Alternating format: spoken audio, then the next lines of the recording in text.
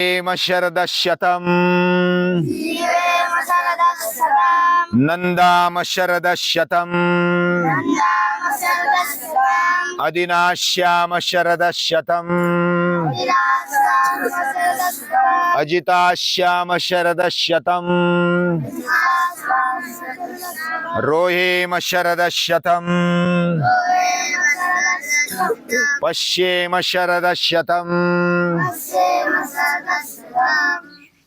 जीवेम शरदशतम्। यह वेदों की गर्जना है, घोषणा है।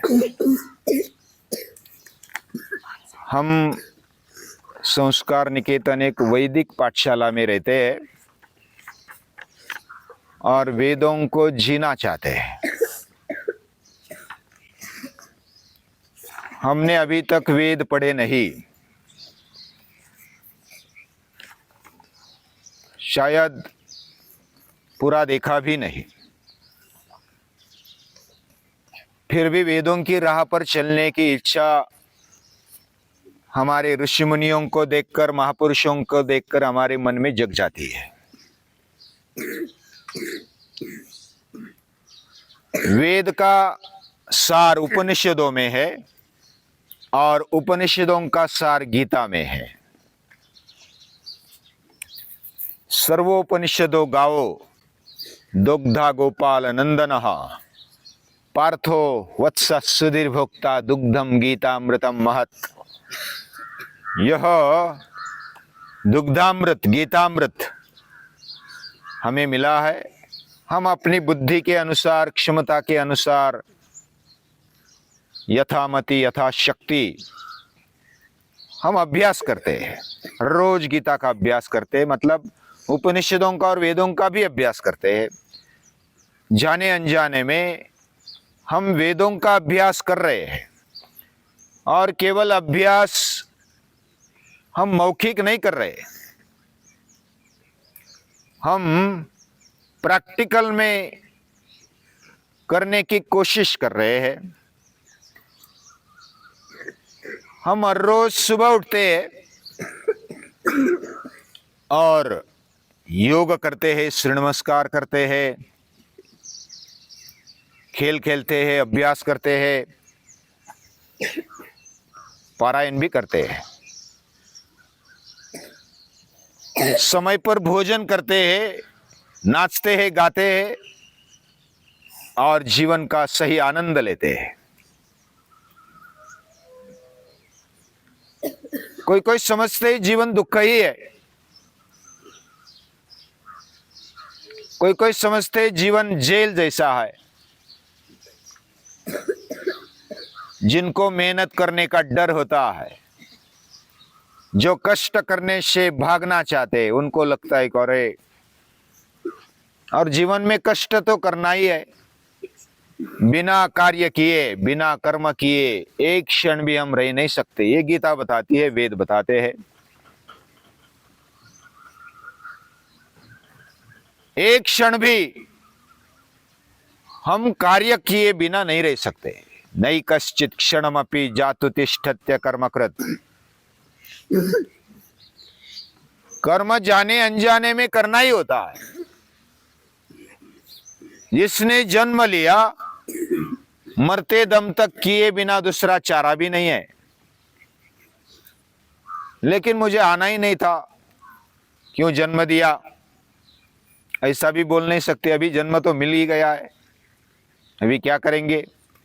रोते रोते जीना पड़ेगा और रोते रोते जीने के बजाय आनंद से हंसते हंसते, गाते, रम्मान होते हुए, संतुष्ट रहते हुए जो जीता है वह सच्चा जीता है। जीवेम शरदशतम्। शुक्ल यजुर्वेद में योगेश्वर याज्ञवल्क्य ये घोषणा, ये गर्जना करते हैं कि हम 100 साल तक जिएंगे, हम आनंद से जिएंगे। जीना चाहते, केवल बोलते नहीं, हम दीनहीन लाचार न होकर जिएंगे। अदिनाश्याम शरद शतम, और न हारते हुए विजय को प्राप्त करने के लिए जिएंगे। सतत विकास की ओर जाएंगे। रोहेम शरद शतम,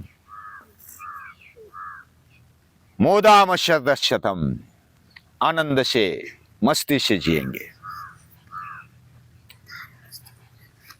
अभी ये जीने के लिए क्या क्या आवश्यक होता है? हमें आनंद से जीने के लिए, मस्ती से जीने के लिए क्या आवश्यक होता है? शरीर तो अच्छा होना चाहिए कम से कम, और जब समय पर खाते हैं, योग्य खाते हैं, योग्य व्यायाम करते हैं, योग्य व्यवहार करते हैं, योग्य समय पर सोते हैं, योग्य समय उठते हैं,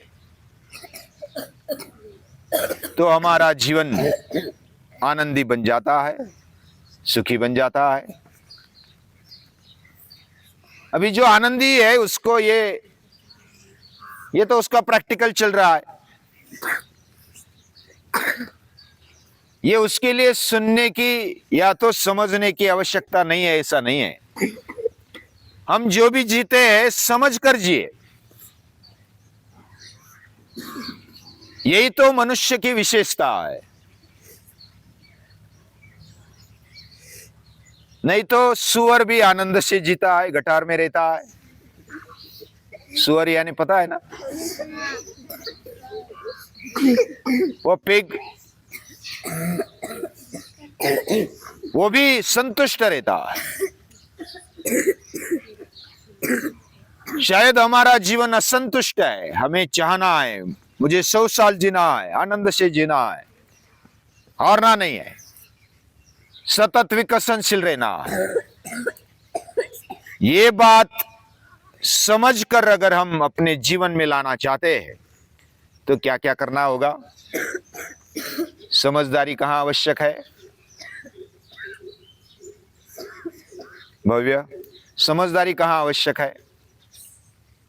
सुन रहा है ना? समझदारी, हमारे शरीर को समझो, ये पहला साधन है। शरीर को नहीं समझते और उल्टा सीधा खाना पीना व्यवहार करते हैं तो समस्या में आ जाएंगे, और उसका परिणाम पूरे जीवन पर होगा। यानी समझदारी पहली होनी चाहिए हमारे शरीर और इंद्रियों पर। इसको समझ लो, कैसे चलता है, कहां से आया है, कैसा फंक्शन करता है, कैसा उसका तालमेल किसके साथ बनता है, खाना पीना कब चाहिए, कब नहीं चाहिए, कब सोना चाहिए, कब जागना चाहिए। ये सभी समझदारी पहले शरीर के और इंद्रियों के बारे में होनी चाहिए। ये पहला, शरीर माध्यम खलु धर्म साधनम। शरीर के बारे में, इंद्रियों के बारे में हमें समझ नहीं है तो समस्या मूलभूत है। यानी भोग भोगने के लिए भी इतना तो आवश्यक है ही। ऊंचा काम करने के लिए, जीवन विकास पाने के लिए तो समझना ही चाहिए। शरीर के साथ साथ, इंद्रियों के साथ साथ दूसरी समझदारी होनी चाहिए मन के बारे में। हमारे मन को हम समझे। मन किधर भटकता है? श्री हर्ष को लगता है कि अन्ना का चल रहा है, मेरा जो भी चलेगा, अभी एक दिन रहा, जाने दो, हर रोज सुनते हैं तो आज नहीं सुनेंगे तो क्या होगा, ऐसा लगता है। हमारा मन किधर भटकता है, किधर जाता है, हमारा ध्यान होना चाहिए। वो कहां आकर्षित होता है, कहां डीम होता है, कहां रोने लगता है, कहां हंसने लगता है, कहां उसको स्वस्थ लगता है, ये हमें पता होना चाहिए। अगर नहीं पता तो मन जिधर ले जाएगा, गड्ढे में ले जाएगा, अंधेरे में ले जाएगा, हमें जाना पड़ेगा। हम समझते ही नहीं मन को। तो मन के बारे में समझदारी होनी चाहिए। अगली बात, हमें बुद्धि के बारे में समझदारी होनी चाहिए। हमारी बुद्धि में कितनी क्षमता है? क्या हमारी बुद्धि छोटी है? क्या हम दुनिया को समझ सकते हैं, भगवान को समझ सकते हैं, अपने आप को समझ सकते हैं? ये बुद्धि विवेक कर सकती है? क्या केवल मोह में अटकती है, केवल इच्छा करने के पीछे लग जाती है? बस मन में आया चलो उधर तो चल गए, किसी ने आकर्षित कर लिया तो चल दिए उधर। हम प्रवास में भी जाते हैं, कोई चॉकलेट देता है, कोई पहचान वाला नहीं है फिर भी देता है, तो हमें विचार करना चाहिए पहचान वाला नहीं फिर भी दे रहा है, तो विचार करके लेना चाहिए। हमें चॉकलेट अच्छा लगता है, लो लो किसी से भी, ऐसा चलेगा? नहीं चलेगा। इधर बुद्धि काम करती है और ये विवेक होना ही चाहिए। हम छोटे, हम नहीं विचार करेंगे, ऐसा थोड़ा ही है, भोगना तो हमें ही पड़ेगा। यानी जो बुद्धि नहीं चलाएगा वो अंधे जैसा है, चलता है लेकिन अंधा होकर चलता है, तो गड्ढा किधर है, पत्थर किधर आएगा पता नहीं। तो हमारी बुद्धि खुली हुई होनी चाहिए, स्वतंत्र होनी चाहिए। इसके बारे में समझदारी होना, समझदारी शरीर के बारे में, समझदारी इंद्रियों के बारे में, समझदारी मन के बारे में, मन के कितनी कितनी विचार, कितनी भावनाएं आती है, कैसे संस्कार होते हैं, बुद्धि कैसे उठाती है, कैसे निर्णय देती है, कैसा विवेक करती है, ये बात हमें पता करनी चाहिए।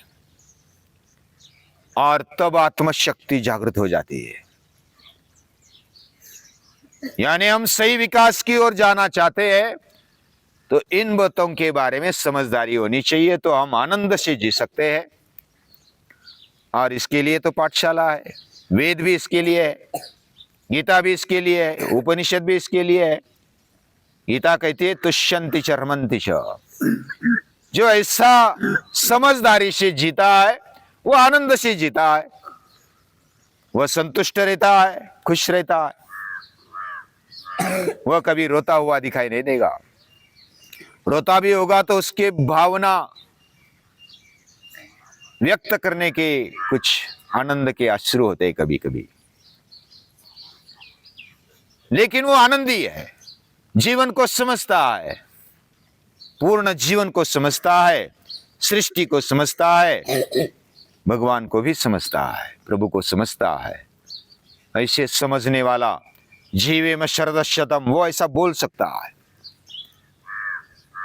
रोहेम मोदाम नंदाम अदिनाश्याम अजिताश्याम, इस प्रकार शरदशतम 100 साल तक हम जिए, जरूर जिएंगे। ऐसा जिएंगे, ऐसा विचार समझदारी से जिएंगे तो क्यों नहीं जिएंगे। तो हमारा जीवन इस प्रकार आनंदी होना चाहिए, सभी के जीवन में आनंद आ जाए, हमारा जीवन आनंदी बने, ऐसी प्रार्थना करते हुए ऋषियों को, मुनियों को, प्रभु को